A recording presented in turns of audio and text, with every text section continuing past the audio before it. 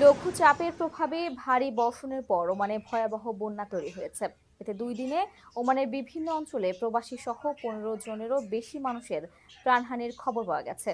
শিশুসহ নিখোঁজ রয়েছেন আরো বেশ কয়েকজন। এছাড়া আহত অবস্থায় কয়েকশো মানুষকে উদ্ধারের তথ্য পাওয়া গেছে, যাদের অনেকেই এখন হাসপাতালে চিকিৎসা নিচ্ছেন।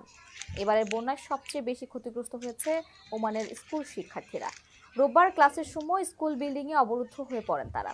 এর মধ্যেও অনেকে স্কুল ছাড়তে গিয়ে বন্যার কবলে পড়েছেন, কেউ কেউ ভেসে গেছেন গাড়ি নিয়ে।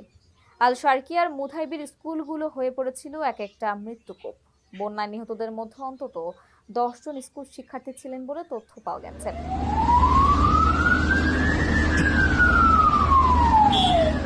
এছাড়া স্কুল থেকে অন্তত 2000 পানিবন্দী শিক্ষার্থীকে উদ্ধার করে রেস্কিউ টিমের সদস্যরা। আর